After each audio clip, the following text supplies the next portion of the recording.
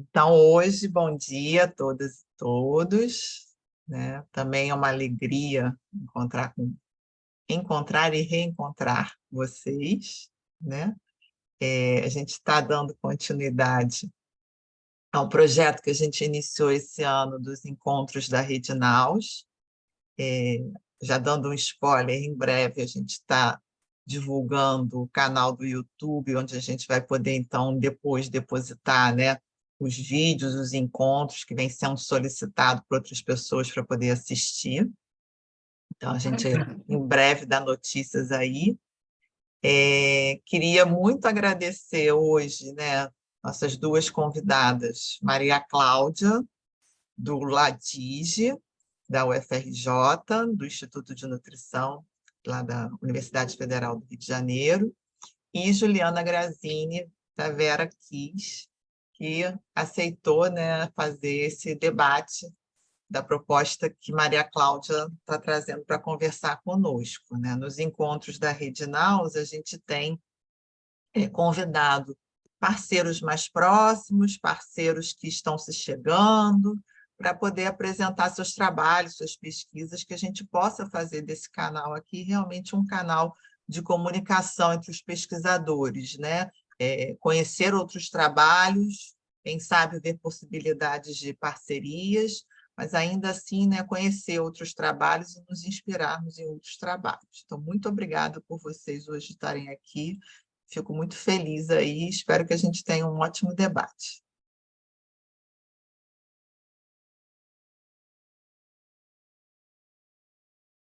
Fabiana, eu começo. Vai lá, com Eu você. vou, então, eu vou apresentar um PowerPoint para seguir junto com a minha fala. Então, posso apresentar? Pode, está aberto para compartilhar. Tá, estou compartilhando então.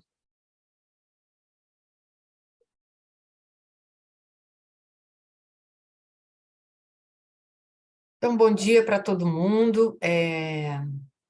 Quem não me conhece, né? Eu sou Maria Cláudia, eu trabalho na UFRJ e agora eu estou fazendo um trabalho mais em cima de publicidade. Então, eu vou falar com vocês isso também no final. Eu não vou me apresentar muito, porque um pouco do que eu vou falar sobre ecologia midiática é um pouco a minha trajetória. Então, eu acho que vai dar para ir acompanhando. Esse Essa vertente que eu trouxe para a gente conversar hoje, ela é antiga na minha trajetória, né? Mas eu acho que a gente precisa marcar um ponto. E o ponto são trabalhos que começaram no momento onde a gente já estava usando muito redes, internet, e uma comunicação mais ampliada, e já tinha gente nessa ocasião trabalhando com a ideia de ecologia, outro tipo de ecologia, né? Entendendo que ecologia é um estudo da nossa casa, do nosso mundo, do nosso ambiente. Então, assim, essa imagem que a gente tem da natureza já estava atravessada. Eu acho que dentro do universo que eu trabalhava, eu tinha um efeito disso, mas assim, eu comecei a tomar pé dessas coisas mais ou menos em 2011, 2012. E aí foi essa questão de começar a entender o que era isso. E aí a gente tem esses autores do início, que eu acho que estavam com uma ideia muito positiva, né, de que as redes sociais, a mídia e esse universo, né, de comunicação aberta seriam uma possibilidade democrática, uma possibilidade de uma retomada de mundo. E aí eu coloquei esses canadenses, que são pessoas que têm um pouco essa marca, né? E assim, a fala se a população puder refletir sobre os efeitos dessas formas, antes teremos uma ecologia razoável entre os próprios meios de comunicação.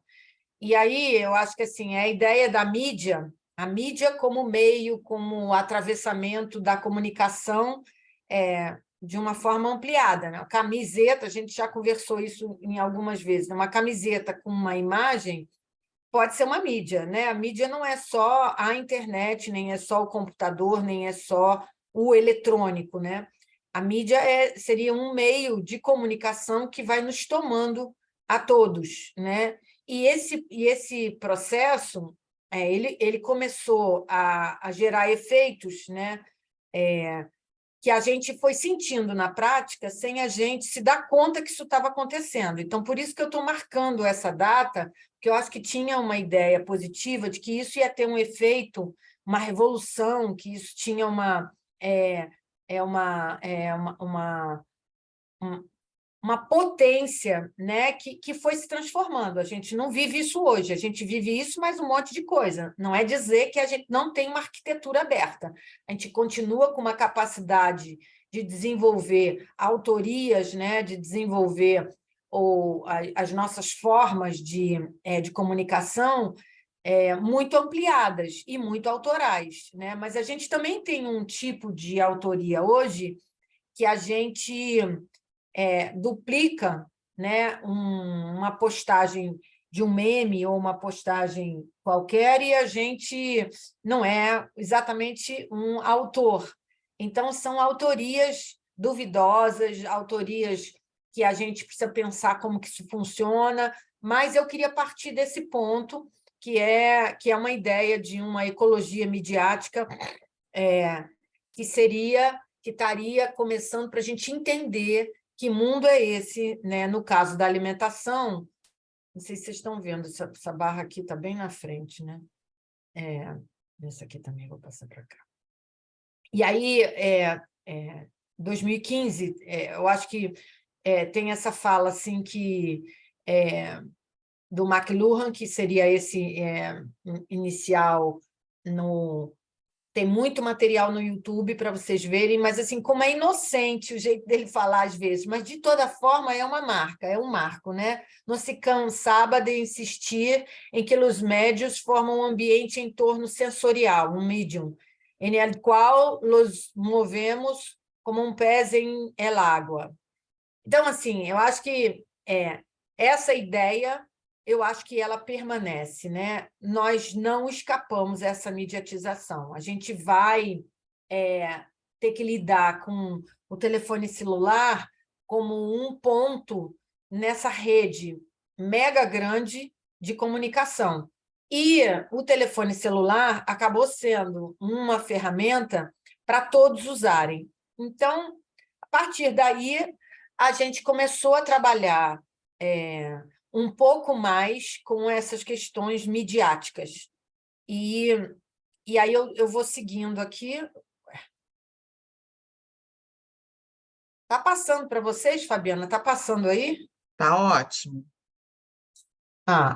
Então, assim, e tem muitos materiais mais críticos do que esse que eu estou mostrando, mas eu queria dar uma ideia de como que isso era potente para o setor de educação, né? Então, 2014 tem essa lista de coisas que seriam possíveis, né, a partir de diretrizes de políticas com a questão da aprendizagem móvel, que é a cultura digital, né?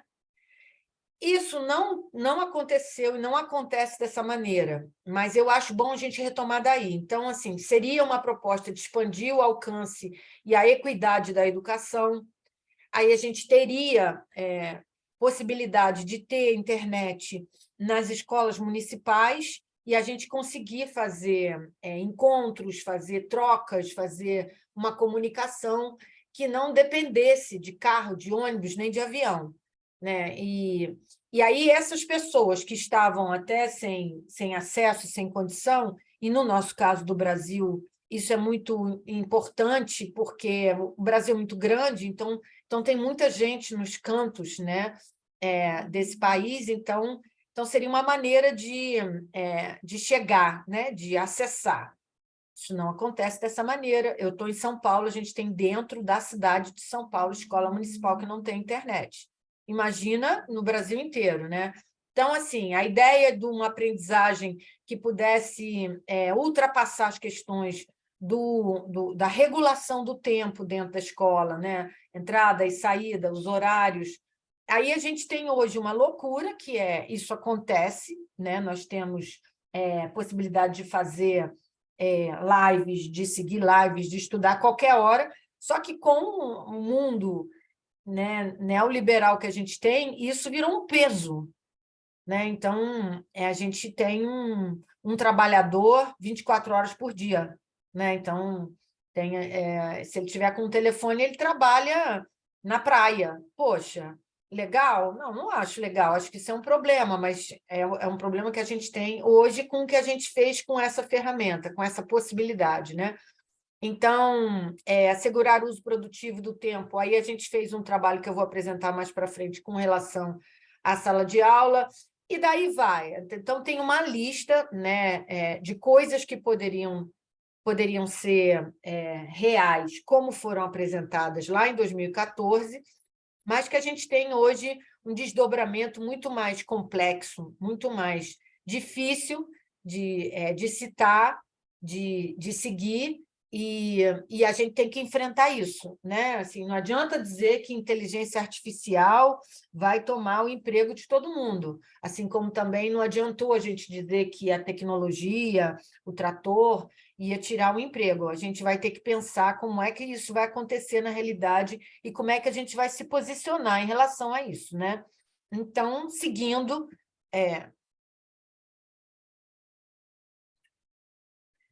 a gente tem esse universo no nosso simbólico, né? Quer dizer, que é essa ecologia da árvore, da borboleta, da plantinha, né? Dessas possibilidades na vida da gente, mas a gente tem que lidar com aparelhagens, né? Ferramentas. O primeiro trabalho que eu queria passar para citar é esse trabalho com telefone celular dentro da sala de aula, que foi um trabalho que veio numa época que a gente tinha muitos professores e muitas escolas, na verdade a gente ainda tem, né? Mas é importante lembrar que era proibido o uso de aparelho celular dentro da sala de aula. E muitas pessoas se incomodavam muito, porque muda muito a vida da gente. Você está dando aula, você acabou de falar uma coisa que você acha que é assim, super nova, a pessoa pega ali na internet, professora, já falaram sobre isso aqui, não sei aonde. Então, aquela ideia que a gente tinha de estar trazendo coisas novas para os alunos, e ela foi mudando. Então, assim, esse ensino-aprendizagem ele foi acolhendo essas mídias, essa mediatização, porque mesmo sem o telefone celular, esses fluidos de informação estavam passando nas nossas relações de ensino-aprendizagem. Então, uma vez que estava passando e que a coisa já acontecia no nosso coração, na nossa sensibilidade em relação aos nossos gostos, às nossas distinções, às nossas escolhas, a gente começou a fazer alguns trabalhos, esse foi o primeiro, e no final das contas eu digo para você que a pergunta pode ser por WhatsApp, a resposta foi sim, pode, porque a gente teve mais ganho do que perda na disciplina de educação alimentar e nutricional, no fundão, nessa época, porque a gente conseguiu incorporar essa ferramenta nos trabalhos de grupo.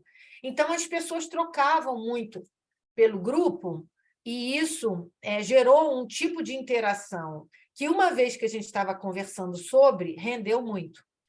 Então, acho que é outro trabalho que também passa por essa ideia de organizar uma ecologia desses fluxos midiáticos foi o trabalho de Juliana, né, que Dani, que está aqui, foi co-orientadora, que a gente foi na escola para a gente entender um pouco no primeiro segmento, né, tinha também no segundo segmento, mas no primeiro segmento do ensino fundamental, como que era essa construção. E aí a gente viu que assim, as escolhas eram frenéticas, e frenéticas no sentido assim, muito mais rápido do que a gente consegue captar.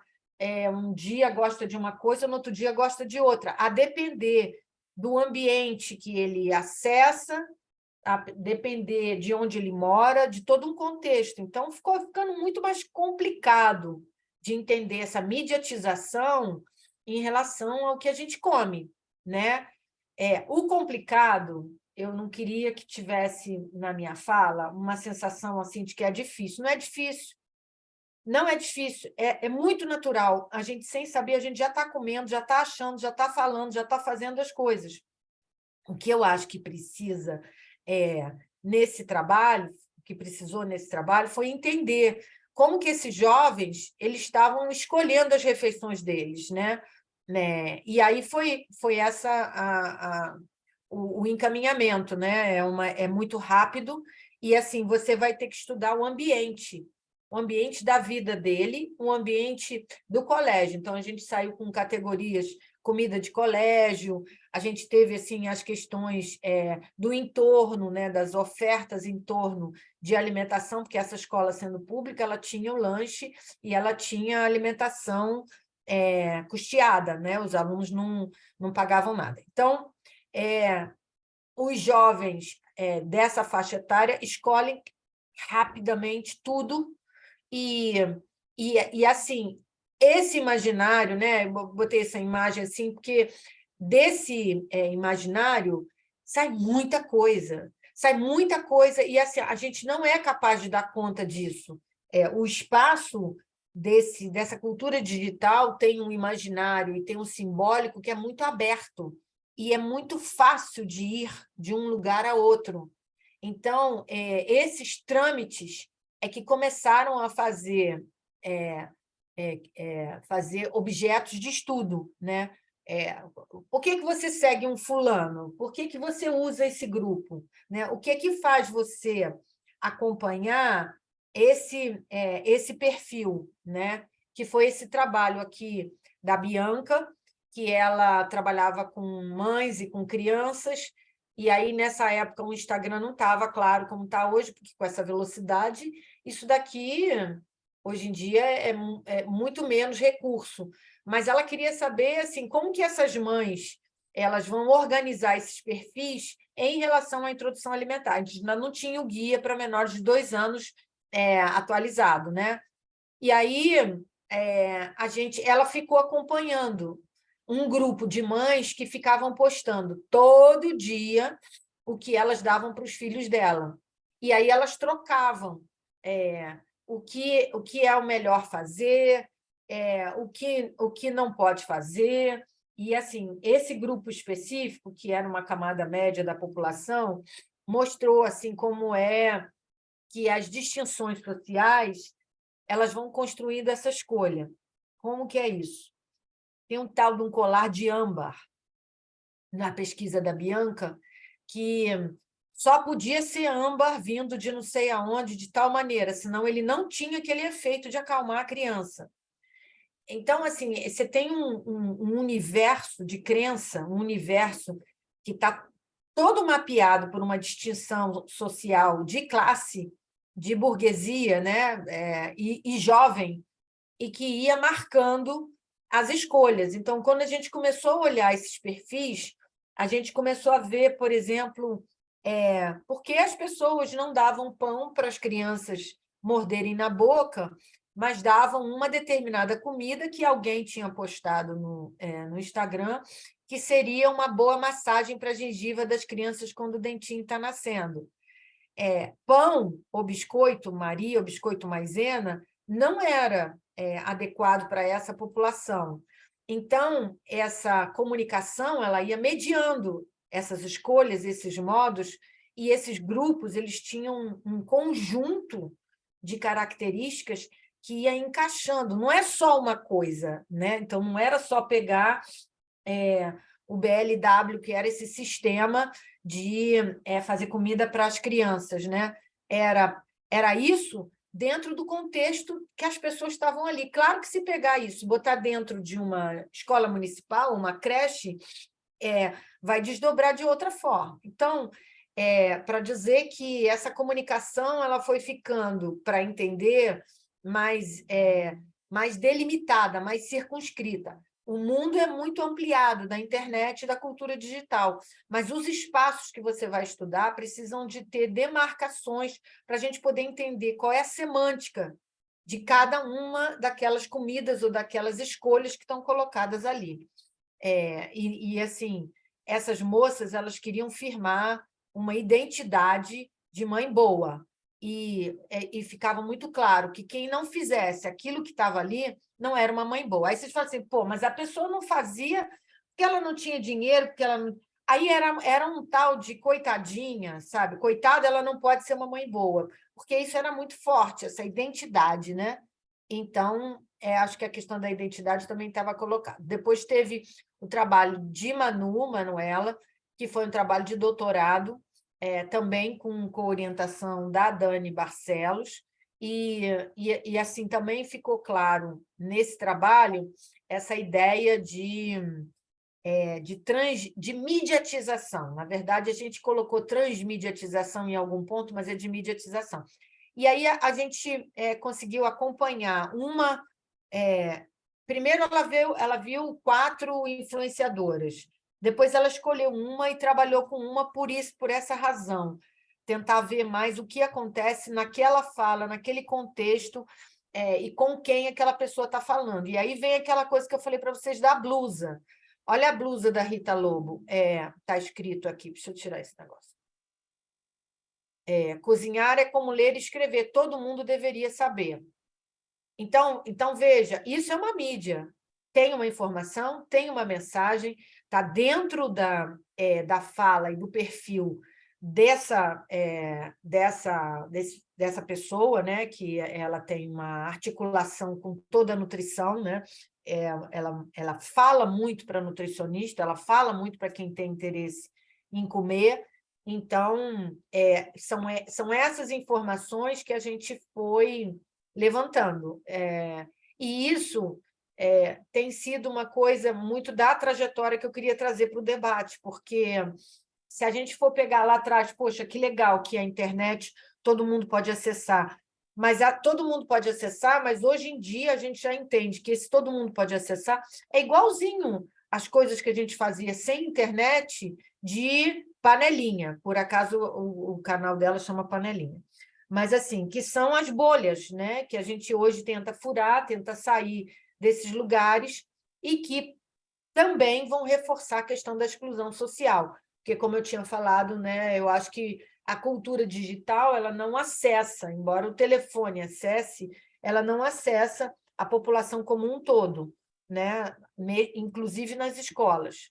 Então, seguindo aqui, teve o trabalho de Lorena, que ainda não terminou, que gerou esse observatório de memes, que a gente quis trabalhar entendendo o meme como uma unidade de linguagem, de troca, né, de informação própria, né, dessa cultura digital e própria do nosso tempo, né? Claro que tem um uso maior de jovens, mas a gente começou na sala de aula porque tinha alguns memes que a gente via, todo mundo ria, a gente não entendia, gente, porque são informações e são mensagens ou são metáforas que nem todas a gente acessa. Então, a gente foi entendendo como que esse processo, né? Entendendo que a comicidade é uma forma de linguagem, e a gente gosta de trabalhar com as coisas que não estão tão expostas, né? Quando a gente ri de alguma coisa, nem sempre a gente sabe explicar por que a gente ri, mas a gente entende que esses efeitos são efeitos muito fortes. E quanto mais invisíveis, mais eles nos tomam sem a gente se dar conta, exatamente porque a gente vai, sem perceber, rindo, chorando, não gostando, tendo nojo, tendo repulsa, tendo resistência. Então, esse observatório cumpriu e cumpre, né, um pouco esse papel. E já indo para os finalmente, né, que é o trabalho de Juliana, que também já trabalhava com uma questão ecológica anteriormente no Cefet, E aí ela resolveu aprofundar mais esse trabalho no doutorado, e aí a gente foi pensar, que ela está desenvolvendo hoje, essa ideia de horta pedagógica, quer dizer, não é horta para produzir material para as cantinas, nem para alimentação escolar. É uma horta que funciona como um lugar encontro. E isso juntou com o projeto da FAPERJ, que a gente ganhou para escolas, para melhoria de escolas, depois da pandemia, e a gente está seguindo. Eu queria fazer um comentário, porque, assim, quando a gente começou a trabalhar, a Juliana tinha muito trabalho, e a gente também tinha muito trabalho no laboratório digital, mas em loco também. E com a pandemia, isso foi migrando mais, e cada vez mais ainda, para o digital, que a gente não podia encontrar, né? Nós não podíamos estar presentes nas hortas, né? Nem a escola, às vezes, estava aberta. E aí a gente foi fazendo. E a gente teve uma surpresa boa, que rendeu muito esse trabalho. E a gente perdeu um pouco essa resistência de que a gente tem que estar presencial para a gente influenciar. Ou seja, a gente tem que mexer, conversar, trocar, negociar na cabeça antes do prato. Porque tem coisas que vão acontecer no imaginário da gente, e quando a gente não conhece isso, que aí é que entra a questão do espaço pedagógico, quando a gente não conhece isso, a gente corre o risco de estar seguindo um caminho, né? Fazendo uma vida que não é legal. Então, essa ideia da ecologia, né, midiática para o saudável, ela tem um saudável no lugar do conhecimento, do autoconhecimento, né? Quer dizer, de você, nesse lugar encontro, não é exatamente o guia alimentar, nem você tem que passar a usar os alimentos in natura. A gente vai conversar sobre essas possibilidades na vida das pessoas. Então, a escola é o espaço para isso. Então, assim, as hortas são lugares das escolas, né? São escolas municipais, e Juliana está no Cefet, tem também Renata, que está aqui no grupo, que é do Pedro II. Então, assim, tem um restaurante escola, que, embora não seja, né, do ensino básico, mas ele também é ensino. Então, assim, é um lugar de escola, de ensino, de universidade, que estaria em jogo nesse trabalho, né, como um lugar de encontro para você se dar conta, né? E quando você se dá conta, você começa a construir estratégias. Então, a estratégia não é construída a priori, nem necessariamente a posteriori. A estratégia é construída ali naquele diálogo, naquele lugar, que é uma horta, que a gente vai, todo mundo só vai fazer isso na horta. Não, o espaço da horta é um espaço propício para a convivência. Então, ele pode acolher aulas, ele pode acolher conversas, ele pode acolher oficinas, ele pode acolher um momento de você sentar e refletir ali, né? Então, assim, ele tem um andamento de cultivo e de cultivar diário, cotidiano, e esse processo, né, é um processo que é organizador do nosso cotidiano na escola. E né, essa ideia, né, de você ter uma potência do cotidiano com um espaço orientado, com um espaço construtivista, que seria objeto desse trabalho. Então veja, finalizando aqui, né?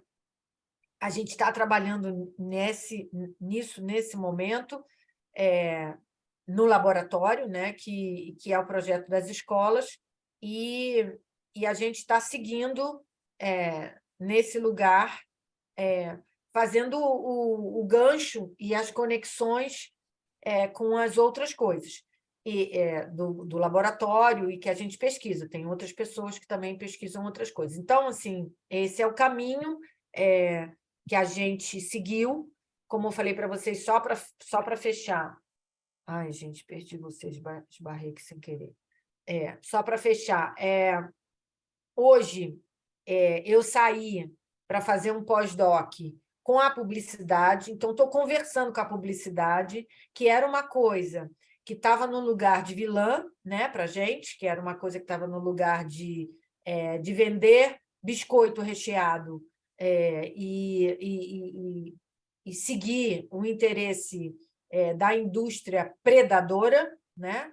E aí eu estou vendo que não é isso, que não é assim que funciona, né? Assim, a publicidade tem o mesmo problema da nutrição, que provavelmente tem o mesmo problema de várias outras áreas. Ela tem dentro dela etos diferenciados, com intencionalidades diferentes. Então, assim, tem muita gente de agência no grupo de pesquisa que eu estou desenvolvendo lá o estudo, que tem as mesmas questões que a gente. Não quer uma publicidade que seja predadora, que seja extremamente comercial, mas entende que há isso no mundo. Então, analisa. Então, tenta olhar, mas assim, o que é que essa publicidade de biscoito recheado, como é que ela ganha a população? O que ela está negociando com a população? Que a população não é vítima, não é inocente, ela não é coitadinha, né? Então, assim, aí que eu acho que fica legal da gente trazer para um debate como esse, né? E aí eu queria agradecer muito Fabiana, Juliana também, que ela também está nessa mesma pegada com a Vera Kiss, que é abrir para debate. A gente tem o conhecimento, a gente tem a informação, mas conversar sobre isso é uma outra instância de troca e de negociações que eu acho que vocês estão abrindo e que eu tenho acompanhado sempre, e eu acho que é muito, muito importante, porque a informação com o autor que está produzindo aquele conhecimento, produzindo aquela informação, faz toda a diferença da informação sem ele. Depois que a gente bota o paper na vida, ele vai tomar o caminho que ele tiver que tomar. O que a Fabiana está fazendo é trazer os autores aqui para contar um pouco dessa história e a gente olhar lá atrás como era inocente aquela ideia, que provavelmente, se a gente for lá para frente, também vai achar inocente. Então, é importante que a gente hoje possa conversar um pouco sobre o que a gente está fazendo, desconstruindo essa ideia do melhor, do puro, né? Vamos caminhar junto, né? Muito, muito obrigada por esse espaço aqui e assim, estou sempre junto com vocês. Nós te agradecemos, Maria Cláudia, você trazer. Eu tenho algumas questõezinhas depois para colocar, mas vou passar a palavra para a Juliana, que hoje a moderação é dela. Ixi. Gente, obrigada, Fabiana, obrigada, Maria Cláudia, como eu falei aqui em off, estou muito contente de estar aqui, porque eu acho o grupo de vocês maravilhoso, e saí, né, para quem não sabe, moro fora do Brasil desde 1997, final de 97, saí e ficou um lapso na minha vida, e estou muito contente de ter encontrado a Maria Cláudia e estar voltando a encontrar os meus pares, e está sendo muito gostoso, e eu devo estar aqui, estar com pessoas do Néctar, para mim é uma emoção, estou me sentindo o máximo. Então, começando, né, me deu um branco agora, Maria Cláudia, você falou um monte de coisa, assim, e que eu acho que é muito interessante, fico muito feliz também de ter mais alguém levantando essa bandeirinha, né? Me deu um branco agora, porque é um autor que ele é o, sei lá, foi o que explicou o motivo do meu doutorado, que é conhecer o outro lado, atravessar. Ele era um físico e ele falava que existia um mundo acadêmico e um mundo literário. E justamente o meu doutorado foi nessa vontade de entender o outro lado e, como você falou, entender como que se faz, como é que a publicidade faz e o problema que tem o outro. Sair do nosso espaço de conforto e entender, como você falou também, entender essas mídias, entender esses meios de comunicação, do que ficar do nosso lado, só da nossa janela. Então, a minha vontade foi atravessar, e eu chamava um precipício. Existe um precipício entre o mundo acadêmico e a sociedade. Meu Deus, ele tem que voltar porque esse autor voltar. Então, eu achei muito interessante isso, e só para pontuar vocês aqui, minha tese de mestrado em 1997, com a doutora Alga Mâncio, na Unifesp, foi sobre publicidade de alimentos e adolescentes. E já naquela época, foi o que começou a me incomodar, porque eu via que a publicidade tinha o seu papel, e eu comecei, depois disso, eu me desinteressei e segui para o mundo do jornalismo. O jornalismo, para mim, até hoje, é algo, é o meu, sei lá, não sei como explicar, mas é o que me interessa mais, que me suscita mais, e hoje ele está no meio disso tudo, né? E aí, eu fui pontuando, só para falando assim, né, justificar e pontuar, e que a publicidade, assim, ela é muito interessante, mas desde então eu não vejo ela como o vilão, como você falou. E da própria publicidade, existem os problemas, como no próprio jornalismo existem os problemas, como no criador de conteúdo existe problema, existe um disfuncionamento nisso tudo, e que já faz muito, muito tempo que isso existe, e a publicidade ficou para mim como um pedacinho desse enorme, complexo e vasto mundo da comunicação na era da comunicação, que nada mais se faz sem um interesse, sem chegar a um like, sem chegar à venda de um produto, sem chegar a alguma coisa. E falando de publicidade, como assim, abordando o que você falou, eu já vou te perguntar, Maria Cláudia, vou só fazer os comentários. Como você falou, é uma coisa que até essa semana eu coloquei no LinkedIn.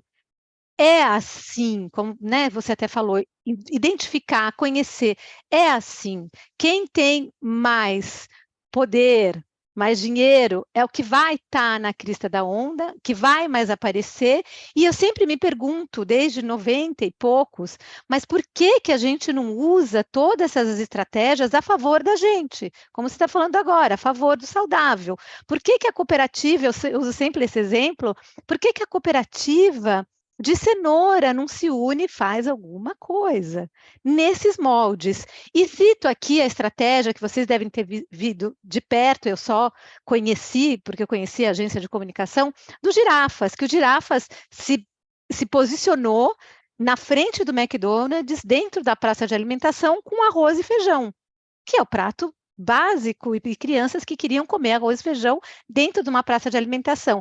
Só para pontuar que é possível usar essas estratégias todas a favor da gente, não contra a gente, né? Tudo isso. E aí, eu aprendi agora bastante com você essa questão da ecologia digital, essa questão da democracia, e a democracia é algo assim, acho que é um sonho, né? Chega a ser uma utopia da nossa espécie, porque a gente sempre está esperando. Mas aí eu me pergunto, será que a nossa espécie ela foi intelectualmente, socialmente preparada para viver nesse mundo democrático, que seria uma espécie, para mim, de anarquia regulada? Não sei se a gente foi preparado para isso. Depois, assim, eu acho que, como você falou, como você estava comentando no começo, eu acho que a gente vai muito nessa ilusão de que a gente tem uma tecnologia, a gente tem um método e o homem vai se adaptar. E eu acho que falta, e cada vez mais, vocês que estudam também ciências sociais e humanas, estão vendo que há um desinteresse, uma falta de interesse de estudar, e conhecer mais o homem, o Homo sapiens, ele como um comportamento individual e ele como um comportamento coletivo, porque aí a gente lança tudo isso e vai se perdendo e vai criando essa desordem e não sabe por onde ir. E aí a gente quer taxar, aí a gente quer voltar lá para trás, quer dar regras, dar pautas, dar multas, e a gente lançou tudo isso sem entender esse Homo sapiens, essa desordem. E aí, quando você fala, né, da ingenuidade, eu acho que esses meios de comunicação, a internet, ela tem esse poder todo, e eu acho assim, é uma ingenuidade, de novo, de não conhecer o uso, não conhecer o ser humano, como da pólvora, né? Ninguém imaginou que ia ser esse uso, que a gente não ia conseguir usar da melhor maneira, porque eu acho que sim, que tem muita coisa boa e que se usa. De novo, né? O que aconteceu, pelo menos aqui na França, durante os confinamentos? Todos os adolescentes tinham telefone, mas eles não sabiam usar o telefone para estudar. Eles só sabiam usar o telefone para clicar. Eles não conseguiam se concentrar. Fora isso, a resistência dos professores em usar esse novo meio. Então, assim, tinha acesso, mas aí como usar esse acesso? E chegando nos professores, uma mudança de paradigma que eu não sei se todos estão prontos, inclusive nós dos meios acadêmicos, que é o nosso papel hoje não é mais chegar com a novidade. O nosso papel agora é gerir e administrar esse tanto de informação que os alunos têm. Agora, como ser esse federador de informação? Não sei a resposta, mas acho que a gente tem que já ir para a classe, como você colocou, muito bem, já mudando, que nem agora, né, com o chat GPT. O que a gente vai fazer? E contra ele? Não, vamos tentar. Ele vai ter que fazer parte da nossa metodologia de alguma maneira para usá-lo. E aí, de novo, né, como você colocou, como centrar o homem de novo nisso? Era um homem braçal. Agora ele é um homem que vai ter que ser um homem intelectual. Será que estamos todos preparados para usar essas máquinas e esses pensamentos em prol da gente? Não sei, né? Aí, dos trabalhos que você fez, o professor, né? Coisas que você, né, pode ser por WhatsApp. Aí, para mim, me veio, por que nunca poderia? E aí, a questão, eu vou te se você quiser também já ir anotando aí, por que não poderia? Por que no mundo de hoje a gente tem que ter órgãos reguladores que vão falar ou que vão definir por onde a gente vai comunicar e a gente vai conversar? Primeiro que não tem mais como a gente controlar isso. Segundo, e por que não, como você colocou, estar perto dessas pessoas onde elas estão, no ambiente digital delas, no ambiente de comunicação delas. Senão a gente fica lá longe, mais uma vez estamos longe, e a gente está tentando educar, tentando sensibilizar, mas não está, porque a gente está longe, tem que chegar cada vez mais perto, como você falou. A empresa, sim. Observatório de Mesmes, as hortas pedagógicas, achei tudo maravilhoso, e lembrei também, quando você falou, é um livro que eu acho interessante, que é o Real Imaginário, do Jean-Pierre Paulin e do Jean-Pierre Courbeau, acho que é o Courbeau, Fabiana deve conhecer o Courbeau, que é muito interessante para mostrar, é bem antigo, é uma análise bem antiga e tal, mas para ver essa questão dentro da alimentação, o que é real e o que é imaginário. E como que a gente cria esse imaginário? Da onde vem tudo isso? E é muito interessante, e acho, assim, parabenizo o Ladige e essas teses todas, de chegar, de ir lá, de conhecer, de ver. E aí eu faço uma pergunta, né? Talvez eu seja um pouco provocadora, eu não sei, mas por que a gente tem que ter uma estrutura tão rígida de base de informação e de orientação de informação? Isso não quer dizer que, não estou falando que a orientação, que as informações não tenham que ser padronizadas, né? Mas mesmo assim, por que a gente tem que partir sempre desse pressuposto de que existe uma única fonte de informação que é legítima para criar qualquer caminho de informação? Essa é a minha pergunta. Por que tem essa Bíblia? Não sei se eu falei demais. Não falou, não. Engraçado que você falou muitas coisas que, por coincidência, têm acontecido, né? Eu acho que, assim, no último curso da Vera Kiss apareceu a questão da legitimidade. Eu fui num congresso agora e eu achei que apareceram muitos pontos em muitos momentos com essa palavra ou não acho que está assim agarrado, né, metaforicamente na ideia de legitimidade, mas eu acho que assim o que é verdade, o que é real, o que está certo, o que eu faço, né? E assim, para onde que eu vou? E eu acho que assim as perguntas eram, mas por que todo mundo resolveu assim? Por que resolveu que não podia ser por WhatsApp? Por que as regras são essas? Por que funciona assim, né? Assim, eu acho. Agora me lembrei de uma coisa, né? Que as crianças têm um momento de perguntar por que de tudo, né? E aí, fazendo um paralelo, eu acho que a gente, na cultura digital e no processo de ensino-aprendizagem, a gente está mudando tanto que a gente está num momento também ainda com pouca maturidade, com pouco entendimento de o que a gente vai fazer com essa cultura digital. Parece um pouco esse momento, né, das crianças que elas ainda não conseguem tomar pé da coisa, então ela vai perguntando que nome, que conceito, o que é isso. É uma impressão, né, de trazer esse tema que Juliana trouxe para a ordem do dia, porque eu acho que ele está bombando nos lugares e a gente está precisando entender como que a gente vai lidar com essas questões. Não acho que são dicotômicas, certo ou errado, bom ou ruim, não acho que são mais dentro desse formato, mas eu acho que elas têm um entendimento que está, mesmo com fronteira borrada, né, eu acho que ela está ainda por dar uma segurança, uma tranquilidade. E não tem, né, Juliana? Você não tem um lugar, você não tem uma pessoa, você não tem um professor que vai dar conta da disciplina toda do aluno, você não tem um governante, né? E assim, isso já há muito tempo. E aí eu acho que fica ainda uma necessidade de construir essa referência, né? Então, às vezes, a gente tem uma referência do projeto de pesquisa e a gente vê que assim a gente se agarra, o aluno, a gente se agarra muito. Eu não sei o que é isso, mas ele falou, eu falo também, entendeu? Ele disse, eu vou botar o nome dele lá, entendeu?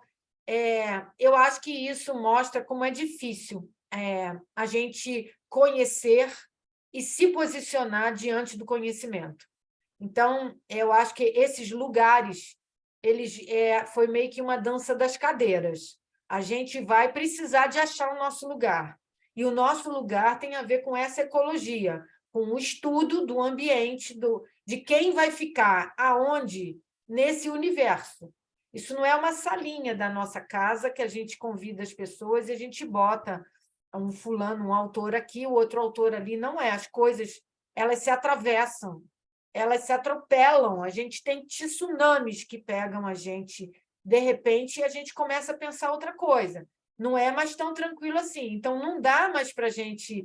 A inteligência artificial não serve, é tudo ruim, não vai funcionar. Não dá, porque a gente vê que a gente já não tem nem ideia do que a gente tem de inteligência artificial na nossa vida do dia a dia e na escola também. Então, não dá para fazer essa ideia de que eu vou arrumar o meu cantinho bonitinho, todo com os meus autores, todo com tudo que eu acho que é certo, vou levar lá a minha Bíblia, vou seguir e não dá mais. Não dá mais porque a gente é atropelado no meio do caminho, né? E eu acho que isso tem a ver com a tua questão de realidade, né? Assim, essa realidade ela muda toda hora, né? Todo o processo é muito dinâmico, então não dá mais para se agarrar.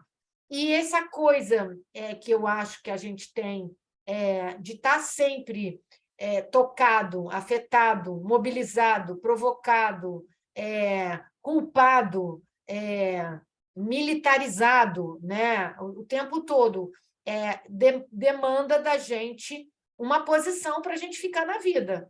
Porque, senão, cada vez que vier alguém disser uma coisa que a gente tem que fazer, a gente vai abalar, a gente vai abalar, a gente vai abalar.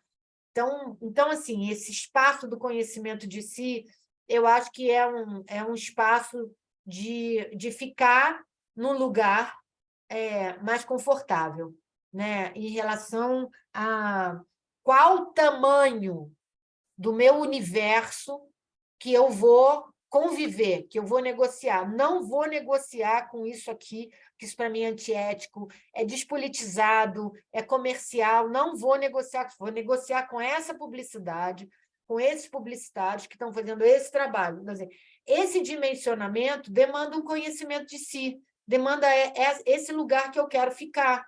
Mas esse lugar que eu quero ficar, não dá para segurar que amanhã vai ser o mesmo lugar. Então, acho que tem o dimensionamento de até onde o meu alcance vai chegar, né? E assim, eu escolhi isso, eu posso isso, até onde eu dou conta.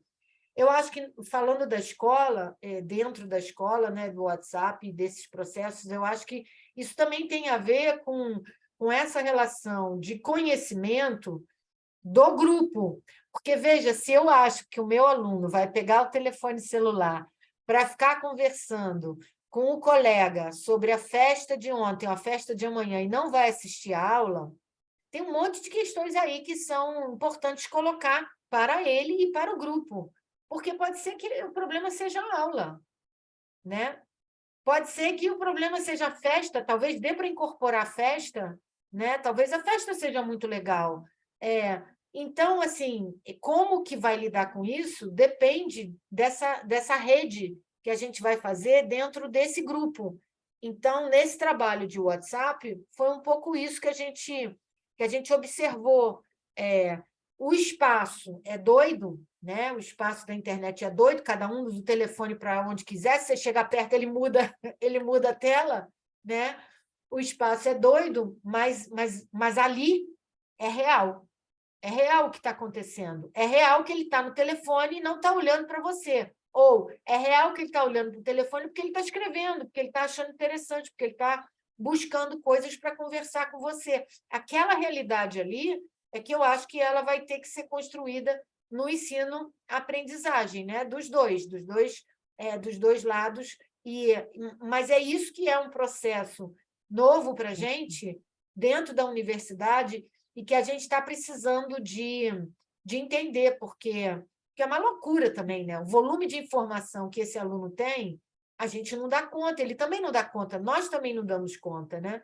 Mas é uma exigência hoje, né? do universo, né? Você precisa conhecer. Então, eu acho que, assim, resumindo, para não ficar muito doido, né? Não, eu só falei assim, eu queria só pontuar e depois, né, Fabiana, pode falar, o que eu acho legal que é um caminho de fazer o que os meios de comunicação e o que né, as ciências de marketing fazem também, estudam muito e que fazem os profissionais de marketing e comunicação e publicidade, que é basear, né, você se basear e ter como ponto central o seu receptor.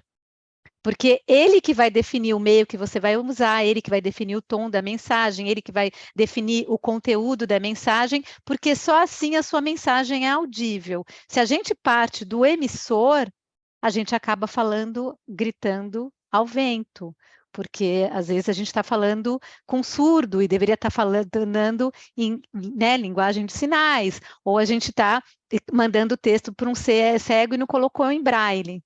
Então, é muito interessante isso, você falar, talvez a gente pensar nisso, e relembrar aqui, né, da gente não criar essa espécie de dois mundos, a gente juntar esses dois mundos, porque se esse mundo da comunicação faz tanto sucesso junto ao consumidor, vamos entrar e vamos ser os honestos desse mundo, né? Que, como você falou, só lembrando aqui também, aqui na França tem um movimento dos próprios publicitários pedindo que os publicitários façam como que, assim, seria falar, olha, eu estou fazendo propaganda de um produto que é, ou seja, estou fazendo publicidade de um produto muito salgado.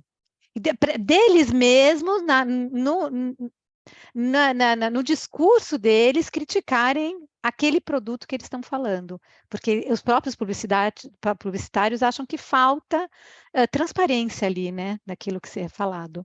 Então, achei interessante, deixa eu pegar carona nisso, porque agora teve um trabalho que eu assisti no Congresso, que era sobre a presença desse publicitário na mídia, e era muito mínima, muito mínima. Então, assim, eu fiquei impressionada, porque agora você falando, assim, esse publicitário, ele some, ele não aparece. Aparece o objeto da publicidade. Mas, assim, o off, né, as coisas que estão... Quem fez... aqui deve ter um monte de gente da área de alimentação, né? Assim, estou tendo uma ideia, mais ou menos, né? Mas da cultura da alimentação. Gente, quem que sabe nome de publicitário? Não sabe. E assim, os publicitários no trabalho falam assim, eles não sabem, nem sempre sabem quem fez o quê. Não sabe, sabe o nome da agência. Quando muito da agência. E interessante, mas assim, só também pontuando, aqui na França, o governo instituiu a obrigatoriedade de toda a publicidade de alimentos, tem que ter uma uma tarjinha, assim, uma coisinha preta, e que tem os slogans que o governo definiu: não beliscar, não comer muito salgado, não comer muito açucarado e tudo. E aí é obrigatório, mas quem não quiser paga um pouco mais de imposto. E sempre vai ter aquele que vai preferir pagar um pouco mais de imposto. Então, é só para a gente, talvez, não ser ingênuo, pensando que essas medidas vão resolver muita coisa, né? E depois, por exemplo, alguns alimentos não podem passar em horários infantis. E logo depois que passa uma publicidade de alimento infantil, vem a publicidade do governo, né? Que é o alho poró, que brinca, não sei o quê. E aí, alguns alimentos já migraram para o canal da mãe. Só para, Isso que eu né? ia falar. Então, assim, e você tem um monte de propaganda de biscoito, nesse trabalho que eu fiz agora recentemente, que é para mãe, porque vem com as coisas no rótulo, tem menos açúcar, não tem gordura, assim, são informações para os pais. São, e Maria assim, Cláudia, é interessante isso, né? Porque aí não dá para ir para a criança, vai para o pai, né? Para o pai e para a mãe, né? logo depois da minha tese de mestrado, eu comecei, né, antes de vir para cá, comecei a fazer uma pesquisa na periferia de São Paulo para ver quem é que decidia a compra daqueles alimentos todos que eu vi na minha tese. E era a mãe, né, hoje já é ingênuo isso, mas quem definia era a mãe, não era a criança que pedia na publicidade, era a mãe que via, que achava, né? Então, assim, esse papel do pai. E hoje em dia é alguma coisa ingênua, porque hoje já se sabe, né, que nesse mundo infantil e biátrico, né, do adolescente, são os pais mesmo que acabam decidindo e oferecendo, né? São eles os primeiros a oferecer, nem sempre é a criança que pede. Acho que eu já falei demais, Fabiana. Deixar para você. Então, tá ótimo, tá uma delícia escutar vocês, né? E assim, deixar aberto, né? Tem comentário da Daniela aqui no chat, mas deixar aberto para as pessoas, caso queiram, né? Abrir seu áudio, fazer alguma reflexão, alguma colocação. E, assim, nessa última questão que vocês trazem, né? Da questão da a gente não sabe quem é o publicitário, como a questão da comunicação, que a gente precisa é, usar dela, né? Conhecer melhor, eu acho que esse é um desafio, e é uma questão assim que sempre me instigou, porque não que não precise alertar ou trazer questões das publicidades predatórias e chamar a atenção disso, né? Mas como que a gente da alimentação pode se apropriar melhor dessa comunicação para comunicar também, né? E aí eu acho que assim, a Maria Cláudia ela traz no trabalho do Ladis essa trajetória, assim, gostei muito da apresentação, Maria Cláudia, assim, foi um filme ver essa trajetória de trabalhos, trajetória de linha de pesquisa que o Ladis desenvolve com a questão da comunicação e da educação. E aí eu fiquei pensando nessa uma frase que me chamou a atenção quando você fala de conversar sobre as possibilidades para a vida, né? Porque a gente, muito do campo da nutrição, a gente tem esse construto, muitas vezes, de educação alimentar e nutricional, ainda pautado no como vamos ensinar as pessoas a comer melhor, né? Existe um esforço grande da área de desconstruir um pouco isso, né? De ter um diálogo maior, mas isso ainda é muito forte e muito presente. E aí eu fico pensando, né, nosso papel nesse meio da comunicação, como papel de comunicador, é isso, né? Como que a gente conversa sobre as possibilidades para a vida, né? Pensando assim, aqui nós no Brasil, né, onde tem uma questão de exclusão social muito grande, e é esse o universo que a gente tem, né? Como que a gente lida com isso tudo, né? E, ao mesmo tempo, quando a Juliana traz a questão do precipício entre o mundo acadêmico e a sociedade, né? Então, assim, também como que a gente faz essa comunicação? Muitos dos trabalhos de redes sociais, ou trabalhando com os memes, ou trabalhando com o Instagram, né? E a gente, né, começando a se inserir nesse universo, mas como não ser mais um nesse universo e como conseguir se apropriar dele para diminuir esse precipício. Fala-se muito em popularização da ciência, mas a gente ainda vê poucos passos concretos dessa popularização, né? São movimentos que existem, mas como que isso vem sendo trabalhado, como que a gente pode trabalhar isso. Então, assim, são questões que me foram surgindo quando vocês foram colocando as questões, né? E aí, mais uma vez, trazendo para a alimentação, né? Esse conversar sobre as possibilidades para a vida e os trabalhos que foram sendo apresentados, né? Dessa possibilidade de conhecimento e posicionamento diante do conhecimento. Eu acho que esse que é um grande desafio também. Como que a gente se posiciona diante desse conhecimento? Como é que a gente se coloca diante desse conhecimento para trazer, né, eu acho que ao final a gente quer isso, né, trazer as pessoas para que as pessoas tenham um mundo e uma vida melhor, dentro das possibilidades também que nos é possível fazer isso, né? Porque às vezes a gente quer abraçar o mundo e vamos lá, qual é o nosso pedacinho aqui, qual é o pedacinho que a gente consegue fazer. Então, eu acho que muitos desses trabalhos que o Ladige traz nos ajuda a compreender melhor esse universo, nos ajuda a compreender melhor esse processo comunicacional e a pensar e a refletir sobre as nossas práticas. Obrigada, só antes de passar, Juliana, aqui, agradecer o João, que está precisando sair, né? E deixar registrado que Juliana deixou no chat duas referências, né, para poder as pessoas que queiram conhecer um pouquinho mais do trabalho.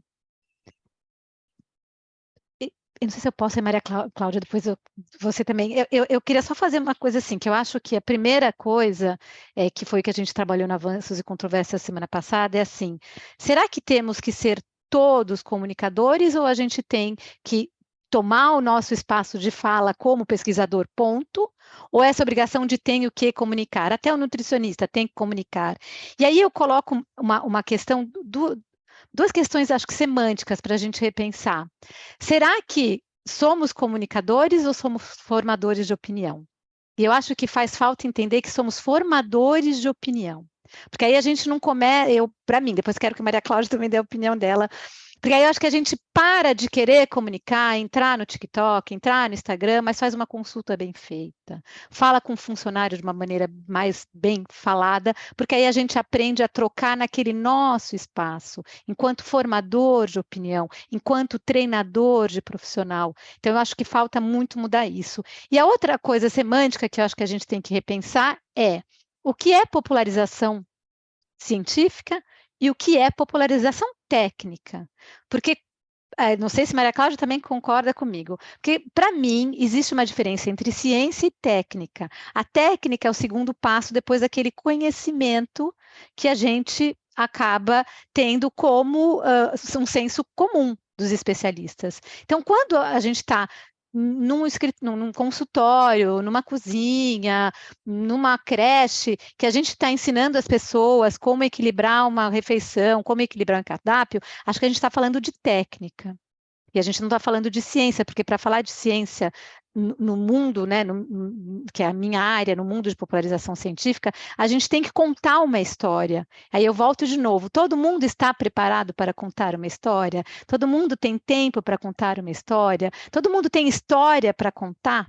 Será que um especialista tem história, a mesma história para contar que um pesquisador? E isso não é desmérito, porque acho que cada um tem né, alguém tem uma informação para passar, outro tem uma história para contar.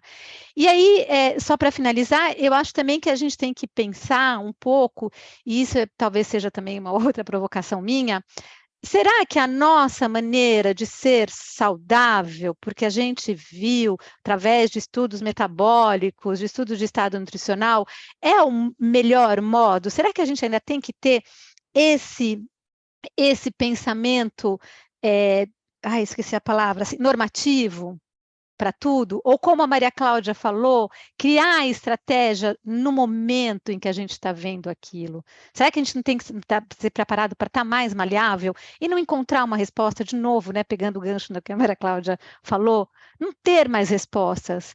E ainda no nosso nível, né, que eu acho que a gente teve esse privilégio de chegar a esse desembaraço intelectual, né, do nosso intelecto, para não querer mais verdades e aceitar que não existam verdades e parar de jogar esse peso que vem de milhares de anos, né, para a população, para a nossa espécie, que é da norma, que é da culpa, porque a norma acaba culpando. Então, é só para rebater com isso, na minha opinião. Maria Cláudia, você. Eu vou pegar o gancho, mas eu acho que isso que você está falando, a gente podia colocar no lugar de negociações. E aí eu queria explorar mais essa questão das negociações, que eu acho que quando você traz esse embate, é uma negociação, né? É uma negociação que está no espaço da comunicação, dos elementos mais técnicos, mais científicos, e de como que você vai circunscrever essa semântica dentro da conversa, dentro da comunicação. E eu acho que assim isso é fundamental na ideia de popularização, chamar a atenção que você disseminar conhecimento, ou você informar, eu acho que ele tem um caráter um pouco diferente da popularização. Eu acho que a ideia de popular na educação, dentro desse mundo pedagógico, é essa ideia de negociar, essa ideia de trocar.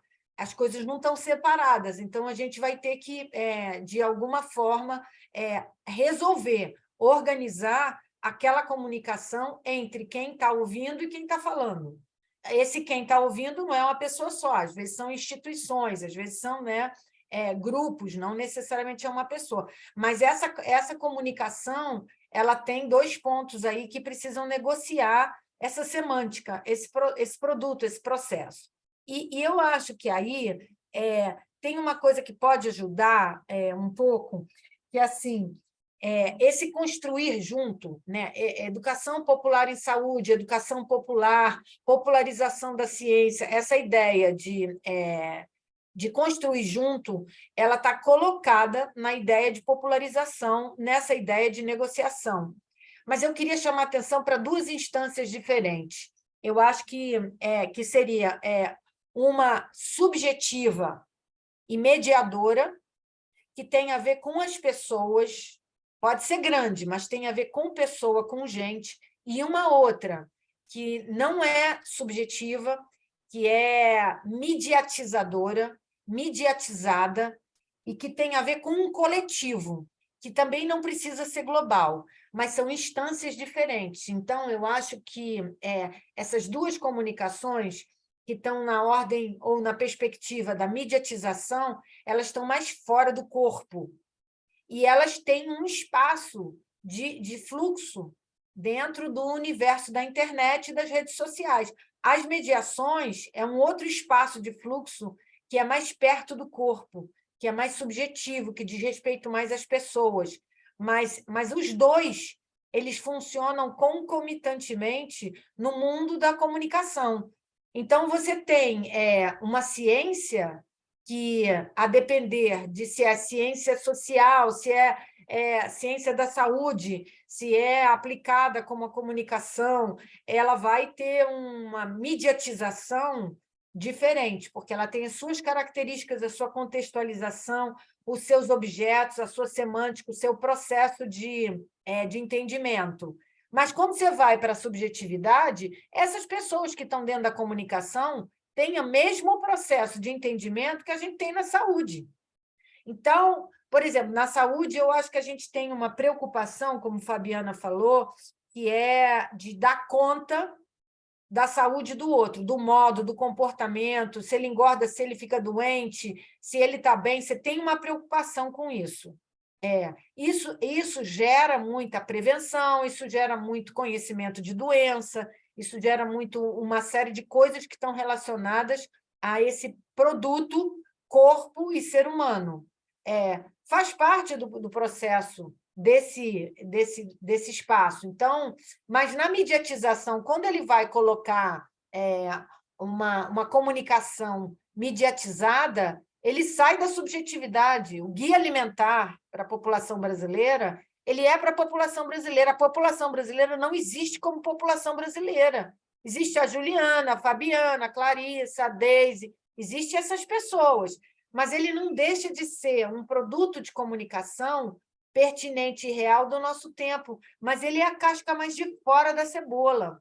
Se você está olhando como a saúde olha, num ponto de vista subjetivo, que eu quero ver o que acontece com você, né? Então, assim, e esse espaço, que eu acho que inclui também política pública do campo da alimentação, ele também tem uma reivindicação na comunicação, porque a comunicação não tem regulamentação que não seja técnica, Juliana. A regulamentação da comunicação ela é tecnológica, ela é de tecnociências, né? Então, assim, cadê a ética? Onde é que a gente vai colocar a questão ética dos direitos humanos? Então, eles têm uma reivindicação que também reivindica essa subjetividade, o que vai ser do outro nesse mundo, o que vai ser da gente na vida. Então, mas eu acho legal trazer para o debate essas duas perspectivas da comunicação, porque eu acho que isso não tem a ver com o leitor, porque vai ter um leitor que vai pegar o guia e que vai fazer exatamente assim para o filho dele. Mas se ele fizer assim para o filho dele e ele falar, poxa, você não é uma boa mãe porque você não segue o guia, a gente já tem um efeito aí que precisa de ser cuidado, que não está na mídia, que não está na letra fria da lei, que está no modo como aquilo acontece dentro daquele espaço. Aí eu acho que já é subjetividade, aí eu acho que já tem uma questão do ser humano, como você falou no começo, do Homo sapiens, né? E eu acho que tem a ver com o que a Fabiana falou também, que é um processo no nosso ambiente da alimentação e nutrição que nos toma como sendo alguma coisa que a gente quer usar a comunicação na alimentação. A gente não quer ser comunicador, a gente quer ser nutricionista, mas a gente quer falar com o outro, quer falar com o mundo, né? Então, assim, a gente não quer ser inocente, mas a gente não quer ser comunicador, entendeu? Então, assim, essa interdisciplinaridade, essa negociação, ela demanda as cascas da cebola até onde você vai. E eu acho que, sim, não dá para ir até o centrinho da cebola. Dá para você escolher em qual nível de aproximação do teu conteúdo, do teu objeto, do teu interesse você pode chegar, né? Mas isso vai depender de vários fatores ecológicos no sentido midiático, né? E aí eu acho que isso faz uma diferença. Eu acho que isso que a Fabiana está falando é uma coisa que talvez nós três que estamos aqui na cabeça do debate, a gente tenha... Nós três somos nutricionistas, certo? Então, assim, a gente tem essa formação, a gente tem uma demanda de saúde que está colocada de uma forma muito marca de consumo, né? Consumo marcado, né? De comunicação. E a gente tem essa demanda do jornalismo, da pesquisa, né? De formas que a gente tem de conhecer melhor as coisas que a gente está estudando, que a gente está trabalhando, né? Então, eu traria essas duas questões que são modos de ver diferente, né? E que demandam a gente uma calma, porque não dá para dar conta de tudo. Ecologia midiática não dá para dar conta do sujeito se você não fizer um desdobramento disso para dentro da escola, para dentro da sala de aula. O WhatsApp pode ser horrível para todo mundo, mas dentro da sala de aula, que você tem aquele contexto, aí é uma outra análise, entendeu? Eu acho isso, não sei se isso contempla o que vocês estavam trazendo.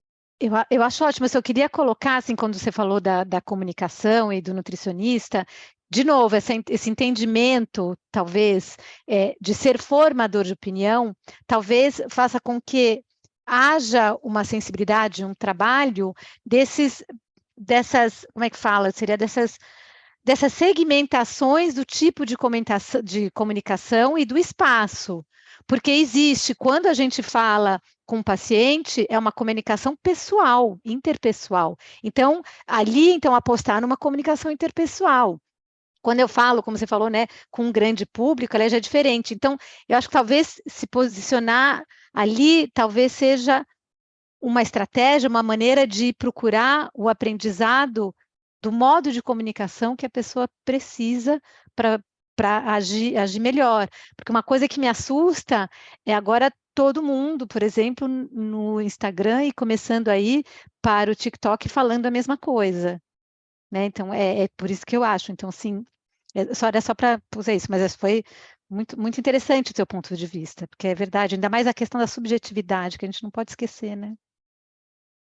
Eu queria aproveitar e ver se alguém que está participando gostaria de abrir o áudio, fazer algum comentário. Eu vou ler aqui o comentário que a Daniela colocou em algum momento, né, da fala, não sei se quer fazer algum acréscimo, não sei se vocês viram no chat, né, o que me lembra o movimento On Life. Todos os movimentos conectivos nos constituem nesse espírito do tempo.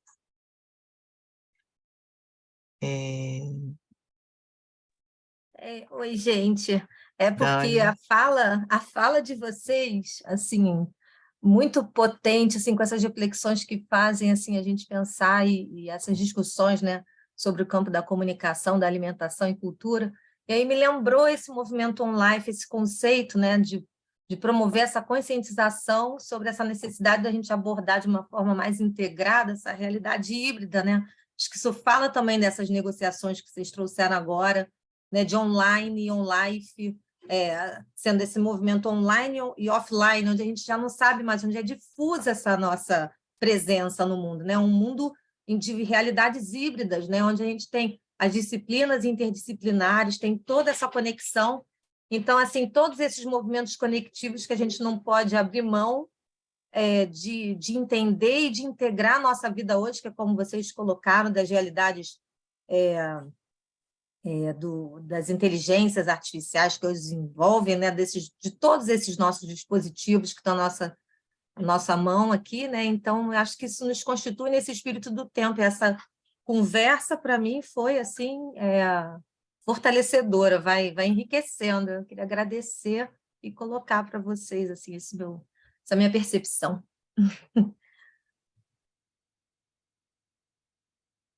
Ok, alguém mais gostaria de fazer alguma colocação?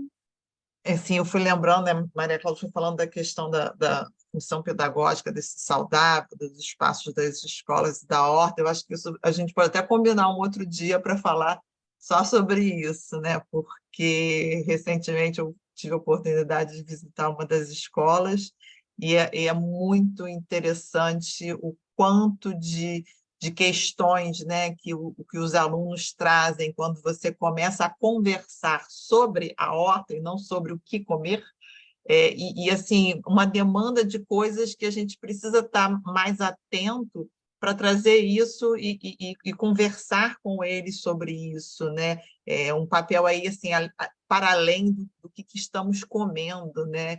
E aí eu acho que isso cabe um dia só para a gente estar falando sobre esses espaços escolares. Eu acho muito interessante isso que você falou, porque assim, a informação ela não anda sozinha, né? Não? Ela anda em algum lugar, né? E esse lugar que ela chega, ela faz, né? Ela tem efeitos, ela causa efeitos completamente diferentes, né? A gente tem no estudo, né? As 4 escolas que são fora do Rio, assim, a mesma coisa que você leva para uma, a outra escola faz totalmente diferente. E eu acho isso muito curioso, sabe? Porque a gente vai ter que aprender a lidar com isso, né, Fabiana? Porque Nossa. o que a gente faz? A gente fala que tem que comer fruta, legume, verdura, alimento in natura, que não é para comer ultraprocessado. Aí a gente chega lá, é outra coisa que está acontecendo, entendeu? É outra coisa, e a gente continua sendo a mesma pessoa de fruta, legume, verdura não processada e in natura. E a gente vai falar o quê? A gente vai fazer o quê? A gente vai deixar um papel que vai ter que ser reconstruído para poder ser reconhecido, senão a gente não vai ter nem reconhecimento social desse espaço. Então, a gente vai ter que ir construindo. Eu acho muito interessante construir com eles, porque assim, na hora, a gente tendo feito a leitura antes, a gente tendo feito o curso, feito o debate, isso aqui que a gente está fazendo fica na cabeça. Aí, quando a gente vai para a prática, a gente acaba, se a gente tiver tranquilidade e deixar as coisas acontecer, parece que vem na boca, sabe? Vem no mundo, vem na vida, vem vindo. Então, eu acho que a gente se nutrir, né? A mamãe falou uma vez isso, assim, a gente se nutrir de pensamentos, de assuntos, informações, não para a gente usar elas exatamente do jeito que a gente aproveitou ela, né? Mas ela ficou em algum lugar da cabeça da gente. Quando a gente vai lá para a escola, quando faz clique lá com o que os meninos estão fazendo, sai um negócio que não necessariamente é dialético, uma terceira coisa entre eu e ele, entre professor e aluno. Sei lá, saem umas coisas assim muito boas, né? Interessantes, né? Bom, a gente está chegando nos minutinhos finais. Caso não tenhamos mais nenhuma colocação, alguma questão, vou deixar para vocês também, se quiserem fazer alguma finalização, para a gente poder terminar aqui no nosso horário. Eu só vou deixar a Maria Cláudia terminar, mas só para falar assim, aqui eu queria agradecer o espaço, o convite, Maria Cláudia e Fabiana, e que não pare aqui, porque eu acho que esse espaço de refletir e pensar essa questão da informação e comunicação dentro dessa área, né, que eu diria agroalimentar, porque desde a produção primária até o consumo, é muito importante, e a gente teria que se apropriar disso também. Então, parabéns, e que não seja o último. Vocês continuem conversando sobre isso. Maria? Eu também queria agradecer, reforçar que esse espaço é um espaço muito produtivo, não é um produtivismo nem uma produtividade que a gente está acostumada, até porque a gente já critica muito essa produtividade das revistas AIS, né, e das publicações, e dessa ciência que nem Juliana falou, que é sempre top, que anda sempre num lugar. Não estou falando disso. Eu estou falando de uma produtividade que faz a gente render conhecimento para a gente, né? E eu acho que esse espaço que Fabiana abriu, né, da Rede Naus, é ótimo, eu acho que é novo, eu acho que tem muita gente que está conseguindo ganhar com isso, né? Eu acho que assim, a Vera Kiss é um outro produto desse interesse, dessas intenções, dos autores conversarem, e principalmente deles conversarem em um debate onde todo mundo pode se posicionar. E as perguntas são necessárias, né? A gente saber qual é o nosso lugar nesse universo tão mediatizado, tão mediado, tão negociado e tão rápido e veloz, a gente precisa estar construindo. Esse espaço do debate é o espaço da construção coletiva, de cada um com o papel que quer, com o papel que pensa que pode ter e ser bom para si. Então, eu acho que esses espaços são espaços realmente muito educativos, gente, muito educativos. Que bom, porque tem sido assim super prazeroso poder, né, estar tendo esses espaços de conversa, né, conversa sobre os nossos trabalhos, que nos inspirem aqueles que estejam assistindo agora, inspirem depois, que a gente realmente consiga, né, ir consolidando esse canal de comunicação, que eu acho que é importante, a gente está tão próximo, ao mesmo tempo tão afastados. Então, assim, foi uma delícia. Muito obrigada, essa aproximação com a Vera Kiss. Foi a primeira vez aqui, né, que a gente teve essa oportunidade. Obrigada, Maria Cláudia. Assim, agradecer em nome da Rede Naus, porque assim, foi uma manhã e início de tarde para quem está aqui no Brasil, né? Super gostoso. E depois a gente vai colocar disponível o vídeo para que a gente possa ou ver pela primeira vez ou rever, porque eu acho que tem questões aqui que a gente precisa estar escutando novamente, estar amadurecendo e pensando sobre isso. Muito obrigada mesmo. Agradecer aí também, né, a participação das pessoas, a colaboração de quem ajuda a fazer isso aqui funcionar, né, porque a gente sabe, né, como que a equipe somos nós, mas nós mesmos, né? Então, somos nós aqui, a Daniela, o Gustavo, os alunos do Néctar que estão mais próximos agora, né? Então, assim, é um trabalho de coletivo, né? Nem um pouco profissional, mas que a gente vai profissional no sentido, né, do profissionalizante, de uma equipe contratada para isso, mas a gente vai acertando, né, vai aparando, e tem sido também gostoso, um espaço de aprendizado. Então, assim, super obrigada, gente. O feito é melhor do que o perfeito, não esqueça. Isso, adorei, vou adotar. Um beijo Tchau, grande, obrigada. então, um abraço a todos.